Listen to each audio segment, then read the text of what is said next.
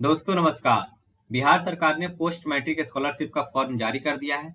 यह scholarship form 2019-20, 20-21 और 21-22 तीनों साल का एक ही साथ भरा जाएगा। आप देख सकते हैं यह नोटिफिकेशन न्यूज़पेपर में भी आ चुका है। बिहार में 3 साल के मैट्रिक पास विद्यार्थियों को मिलेगी छात्रवृत्ति। तो आज के इस वीडियो में हम डिस्कस करने वाले हैं कि कौन कौन से इंपॉर्टेंट डॉक्यूमेंट है जो इस फॉर्म में लगेंगे। इसके अलावा वैसे स्टूडेंट्स जिस स्टूडेंट्स का कॉलेज इस पोर्टल पे अभी रजिस्टर्ड नहीं है वो स्टूडेंट्स क्या करें और इस फॉर्म के लिए एलिजिबिलिटी क्राइटेरिया क्या है, ये सारी चीज के बारे में हम डिस्कस करने वाले हैं। तो आप वीडियो में लास्ट तक बने रहें और अगर आप हमारे चैनल पर नए हैं तो चैनल को सब्सक्राइब करें और बेल आइकन को दबाएं जिससे हमारी हर एक नोटिफिकेशन आप तक पहुंच सके। तो आइए वीडियो को शुरू करते हैं। नोटिफिकेशन पढ़ने के लिए आप www.mgcuupdates.in पे विजिट कर सकते हैं। यहाँ पे आप खुद भी डिटेल्स को पढ़ सकते हैं। आप यहाँ देख सकते हैं post matric scholarship Bihar started 2019-20, 20-21 और 21-22। सबसे पहले हम बात कर लेते हैं एलिजिबिलिटी क्राइटेरिया के बारे में। एलिजिबिलिटी क्राइटेरिया में जो पहला पॉइंट है वो है कि आवेदक बिहार का अस्थायी निवासी होना चाहिए, यानी कि अगर आप बिहार से बिलोंग करते हैं तभी आप इस स्कॉलरशिप को फॉर्म भर सकते हैं। इसके अलावा किसी भी मान्यता प्राप्त विश्वविद्यालय या कॉलेज में पढ़ाई करनी चाहिए, मतलब आप किसी भी कॉलेज या यूनिवर्सिटी में सेशन 2019-20, 20-21 या 21-22 में पढ़ाई कर रहे होंगे तभी आप इस फॉर्म को भर सकते हैं। आप बीसी, ईबीसी, एससी, एसटी वर्ग से बिलोंग करते हैं तभी आप फॉर्म को भर सकते हैं। इसके अलावा वैसे स्टूडेंट्स जो बीसी या ईबीसी श्रेणी से बिलोंग करते हैं और उनके माता पिता को मात्र 2 ही बेटे को इस छात्रवृत्ति का लाभ दिया जाएगा, यानी कि अगर आप बीसी ईबीसी से बिलोंग करते हैं और आप 3 भाई हैं तो आपके 2 ही भाई को इस स्कॉलरशिप का लाभ मिलेगा। यह जो नियम है बेटियों पर लागू नहीं है, मतलब आपकी अगर बहन होगी तो आप वो नियम उस पर लागू नहीं होगा। इसके अलावा अगर आप एससी एसटी कैटेगरी से बिलोंग करते हैं तो आपके सभी भाई बहन को ये छात्रवृत्ति का लाभ मिल सकता है। इसके अलावा आपके परिवार का वार्षिक आय जो है वो 2.5 लाख से ज्यादा का नहीं होना चाहिए। इससे ज्यादा का होगा तो आप इस स्कॉलरशिप के एलिजिबल नहीं है। अब हम बात कर लेते हैं डॉक्यूमेंट रिक्वायर्ड का, कौन कौन से डॉक्यूमेंट इस फॉर्म में लगेंगे।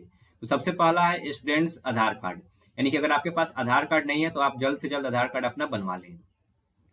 स्टूडेंट्स फोटोग्राफ, आपका फोटो लगेगा। इसके अलावा बोनाफाइड सर्टिफिकेट फ्रॉम इंस्टीट्यूशंस, आपको अपने कॉलेज यूनिवर्सिटी से बोनाफाइड सर्टिफिकेट बनवाना होगा।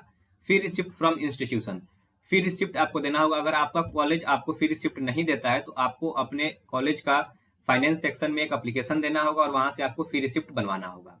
इसके अलावा इनकम सर्टिफिकेट वैलिड फॉर 2019-20, 20-21 और 21-22, आपको तीनों साल के लिए अलग अलग इनकम सर्टिफिकेट बनवाना होगा, यानी कि आपको 2019-20 का जो इनकम सर्टिफिकेट है उस इनकम सर्टिफिकेट से आप 20-21 या 21-22 का स्कॉलरशिप फॉर्म नहीं भर सकते हैं। ऐसा कीजिएगा तो आपका फॉर्म रिजेक्ट हो जाए। तो आप तीनों साल का अलग अलग इनकम सर्टिफिकेट बनवा लें। इसके अलावा रेसिडेंस सर्टिफिकेट, यानी कि आपको निवास प्रमाण पत्र देना होगा। कास्ट सर्टिफिकेट, जाति प्रमाण पत्र, प्रीवियस डिग्री पासिंग सर्टिफिकेट, यानी कि अगर आपने कॉलेज 2019-20 या फिर 20-21 में कॉलेज पास कर लिया है तो आपको उस डिग्री का पासिंग सर्टिफिकेट देना होगा, या फिर अगर आप अभी कॉलेज में पढ़ रहे हैं तो आपको 12th का सर्टिफिकेट यहाँ पे देना होगा।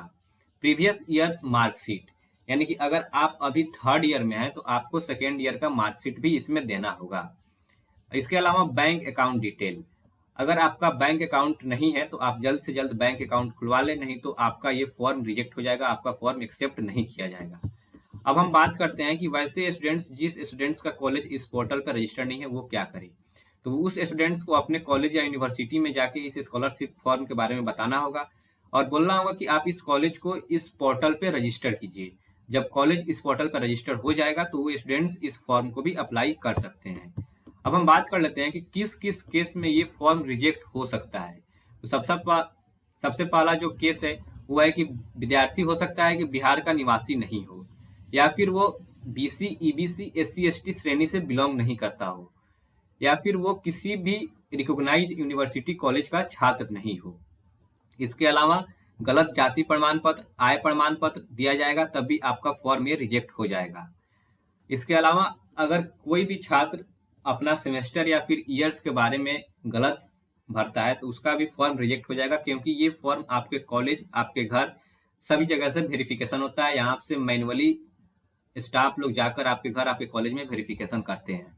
तो आप कोई भी गलती कीजिएगा तो आपका फॉर्म रिजेक्ट हो जाएगा।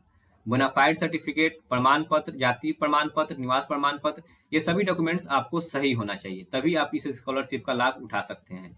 इसके अलावा अगर आप पासिंग सर्टिफिकेट जो डाल रहे हैं, पिछले डिग्री जो है उसके आप सर्टिफिकेट डाल रहे हैं, तो उसमें भी आपका डिटेल्स में सब इंफॉर्मेशन होना चाहिए। ये नहीं होगा तो आपका फॉर्म रिजेक्ट हो जाएगा। लास्ट डेट क्या है इस फॉर्म को भरने के लिए, तो लास्ट डेट अभी कोई नहीं बताया गया है, अभी फॉर्म आप भर सकते हैं। और इसके अलावा हम आपको एक चीज बता दें कि जो भी ये नोटिफिकेशन जारी हुआ है, इसमें साफ साफ लिखा हुआ है कि आपका जो स्कॉलरशिप फॉर्म है वो 1 मंथ के अंदर मिल जाएगा। यानी कि आप जब अप्लाई करते हैं तो इससे 1 मंथ के अंदर ही आपका स्कॉलरशिप का अमाउंट जो है वो जारी कर दिया जाएगा। अगर आप भी एलिजिबल हैं तो आप इस फॉर्म को जल्द से जल्द भर लें। आज के वीडियो में बस इतना ही। अगर वीडियो अच्छा लगा तो वीडियो को लाइक करें और चैनल को सब्सक्राइब कर लें। इस चैनल पर आपको इस फॉर्म से रिलेटेड हर एक इन्फॉर्मेशन समय समय पर मिलती रहेगी। तो मिलते हैं फिर नेक्स्ट वीडियो में, तब तक के लिए धन्यवाद।